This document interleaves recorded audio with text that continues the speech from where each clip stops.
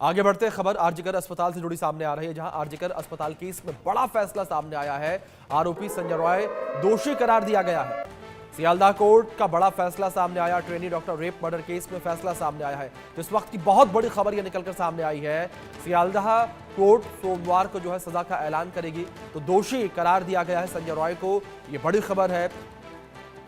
Doctor के साथ हैवानियत का ये पूरा मामला है, जिसको लेकर संजय रॉय को दोषी करार दिया गया है। आरजीकर अस्पताल केस में ये बड़ा फैसला सामने आया। इस वक्त की बहुत बड़ी खबर इंडिया न्यूज पहुंचा रहा है आप तक। रेप मर्डर का आरोपी संजय रॉय दोषी करार दिया गया है। Trainee doctor rape murder case में जो है दोषी करार दिया गया है संजय रॉय। आरजीकर अस्पताल केस में ये बड़ा फैसला सामने आया है और इस फैसले का इंतजार देश के करोड़ों लोग कर रहे थे। हर किसी को इस दिन का इंतजार था, फैसले का इंतजार था। तो अब संजय रॉय जो है आरोपी जो है वो दोषी करार दिया गया है। सोमवार को अब सजा का ऐलान होगा। सोमवार को कोर्ट सजा सुनाएगी। ये बड़ा फैसला लिया गया है कोर्ट के द्वारा। तो आरजीकर अस्पताल केस में बड़ा फैसला सामने आया। आरोपी संजय रॉय को दोषी करार दिया गया है। कोर्ट रूम में दोषी चिल्लाया, ये बड़ी खबर सामने आई है। कोर्ट रूम में ही दोषी चिल्लाया है। फैसला सुनते ही संजय रॉय कोर्ट रूम में रो पड़ा।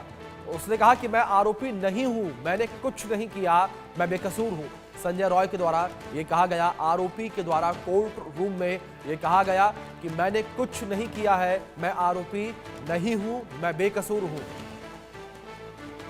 इस बीच जिस तरीके से आरोपी संजय रॉय को दोषी करार दिया गया है, यह फैसला आने के बाद परिजनों का रिएक्शन किस तरीके से सामने आया वो सुनिए।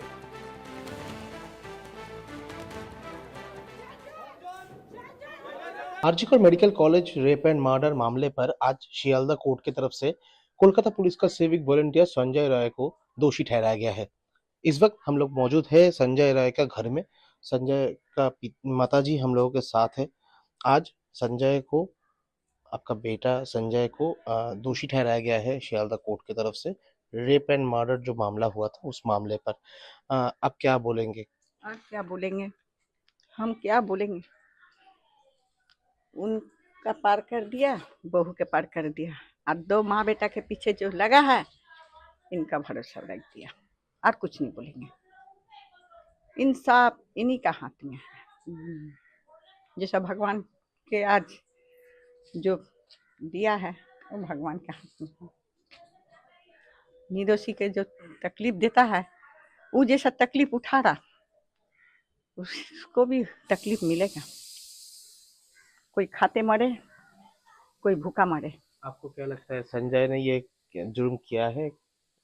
कर सकता है वो? देखिए, कभी भाई बहन के दे पर हाथ नहीं छोड़ा, बाप को दे पर हाथ नहीं छोड़ा, सबको खिलाया पिलाया। उनका खाना बेकार नहीं जाएगा। और कुछ बोलने का कोई दरकार नहीं, जाने दीजिए। अगर संजय को फांसी का सजा मिल जाए तो क्या तो बोलेंगे? देखिए, आप लोग का इरादा है संजय को फांसी दे दे। उनका सास को इरादा है, उनका शादी का इरादा है। क्या उन लोग तो बड़ा आदमी बन गया। आज संजय ने बोला है, आज संजय ने कोर्ट में बताया कि मैंने जुर्म नहीं किया, मुझे कोई फंसा रहा है, आईपीएस का कहने पर मैंने ये किया है। आपको क्या लगता है संजय क्या सही देखिए, बोल रहा किसी है? को धमकी में इंसान होता है, वो तो जानना जरूरी है। ऐसा भी मैसेज नहीं है तुम लोग के पास जे हम तो भगवान के दिल में रखा है। ऐसा भी नहीं है जो वो है कि नहीं है, ये जानकारी नहीं कर सकता।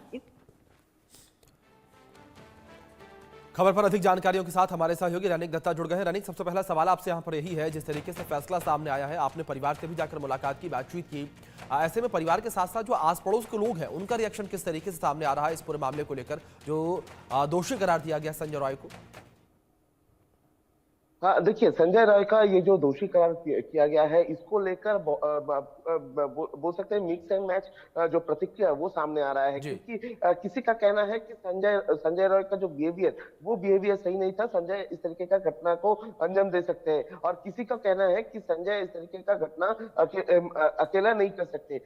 अकेला एक बंदे के बस का काम नहीं है कि 37 मिनट के अंदर में ये पूरा रेप एंड मर्डर जैसे जुर्म किए उसके बाद वो निकलकर नॉर्मल तरीके से निकल के आए। इस तरीके का जो घटना घटाने के लिए 30 मिनट सही टाइम नहीं है, इस तरीके का बयान भी बहुत सारे लोग दे रहे हैं। और इसी वजह से लोगों के मन में एक ही सवाल है कि सीबीआई की तरफ से जो इन्वेस्टिगेशन किया गया है, उस इन्वेस्टिगेशन में अभी तक संदीप घोष और अभिजीत मंडल को गिरफ्तार होने के बावजूद भी उनके खिलाफ में कोई चार्जशीट ना दे पाए सीबीआई। क्यों चार्जशीट नहीं दे पाए, और चार्जशीट ना देने पर ये दोनों को बेल भी मिल गया है। तो सवाल इसी जगह में है कि सीबीआई का जो इन्वेस्टिगेशन, क्या ये वो इन्वेस्टिगेशन सही तरीके से चल रहा था? आम लोगों के मन में सवाल है कि सीबीआई इस जांच पे संजय रॉय को छोड़कर संजय रॉय के पीछे और कौन कौन शामिल है, इस बारे में कोई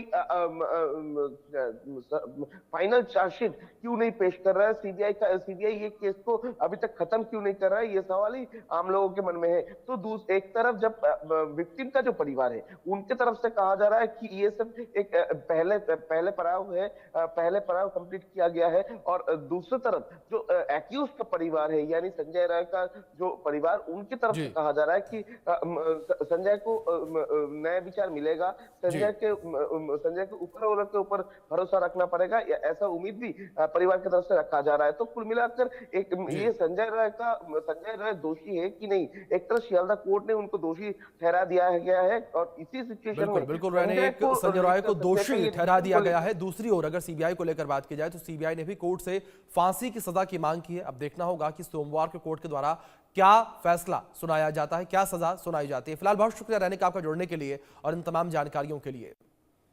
इसी के साथ फिलहाल वक्त छोटे से ब्रेक का, बने रहें इंडिया न्यूज के साथ।